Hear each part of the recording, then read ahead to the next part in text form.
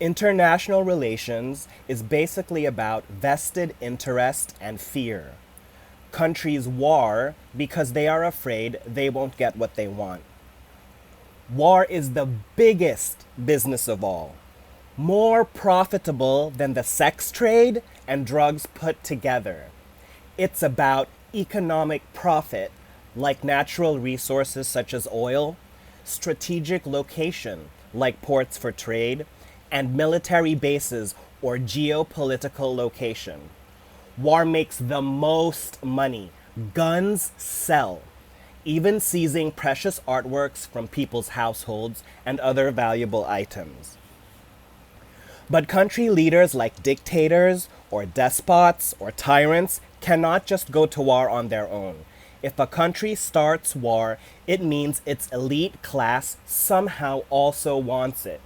For example, Iraq's fifth president from 1979 to 2003, Saddam Hussein, was able to commit crimes against humanity, including willfully killing, illegal imprisonment, deportation, torture, and genocide.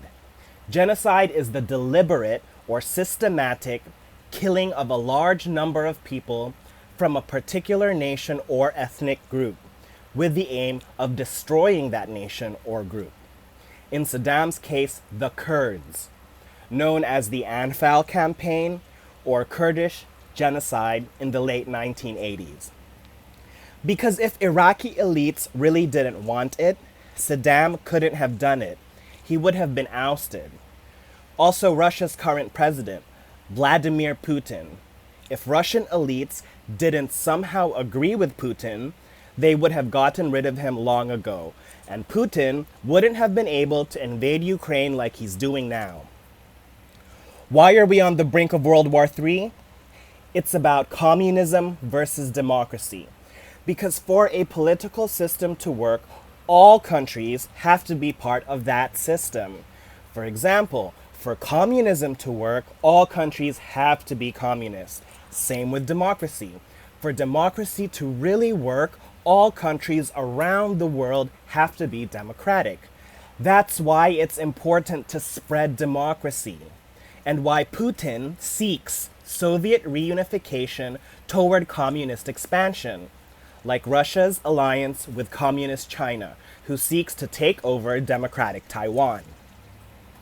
The principles of communism or socialism actually sound good, but somehow seems it hasn't played out that well. It started good. The 1917 to 1923 Russian Revolution or Civil War got rid of the Tsar monarchy. Tsar means emperor, because most Russians were suffering under Tsarist rule, replaced by communism, which seemed to work quite well for about the first 30 years or so. But not long after, problems of corruption again came back. This tends to happen with revolutions. They work for an initial period, then seems the government has to be changed again. Compared to democracy, communism started failing. That's why we saw the breakup of the Soviet Union and the China-Hong Kong conflict, for example. Hong Kong was a British colony for more than 150 years, until its return to China in 1997 after the two countries signed the joint declaration. The agreement gave control back to China in return for the city maintaining a high degree of autonomy. But under China, Hong Kong struggles to continue its economic success and maintain political freedoms and rule of law enjoyed under British rule. And furthermore, Trump's presidency has somehow rekindled hope for communism toward encouraging communist Russia to invade democratic Ukraine. What's stopping the international community from going into Ukraine to help the poor Ukrainians against Russia's attack? State sovereignty is the most important notion in international relations.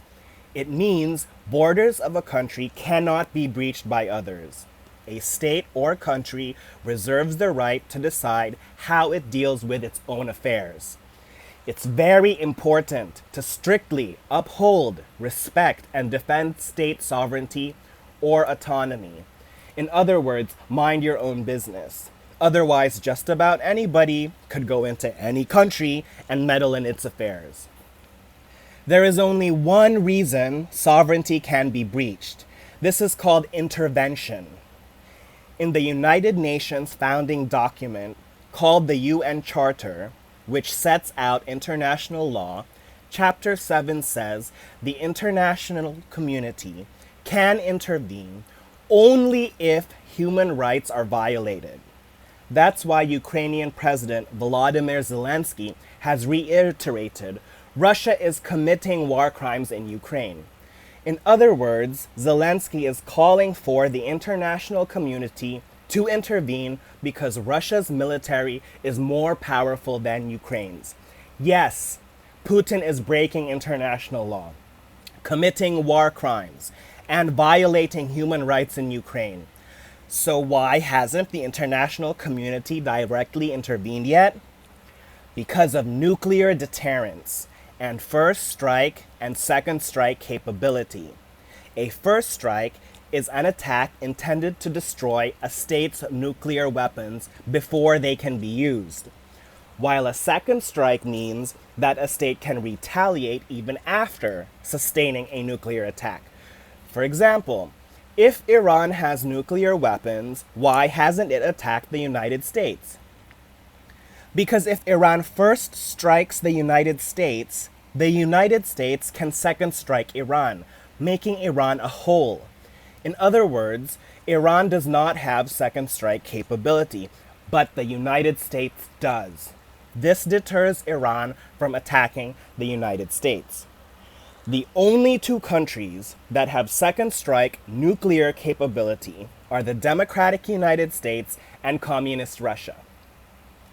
Second strike capabilities of these two countries, if activated, would destroy Earth, making it a dead planet. Perhaps only cockroaches would survive. This ties back to communism versus democracy being behind a possible World War III. Democratic countries ally with the United States, while communist countries ally with Russia. For example, in Asia, Japan is allied with the United States and China is allied with Russia. China wants to conquer Taiwan, but the United States won't let Taiwan become communist. If China attacks Taiwan, the United States will respond, and so will Russia, which could also lead to World War III. But China is deterred because of US second strike. China's nuclear weapons are no match for the United States. China buys their nuclear technology from Russia, but Russia only sells China something like 10-year-old nuclear technology. So China can somehow develop as a Russian ally, but cannot be better than Russia. Russia wants to move freely through Ukraine to Crimea, then to Odessa. Without Ukraine, Russia doesn't have a pathway.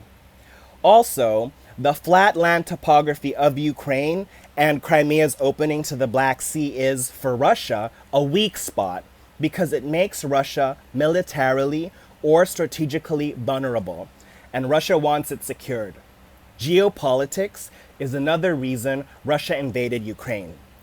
Nuclear threat, coupled with security and energy geopolitics, seen in the Russia-Ukraine conflict, underscore communism versus democracy toward possible World War III. Thanks for watching. Please subscribe, share, and like.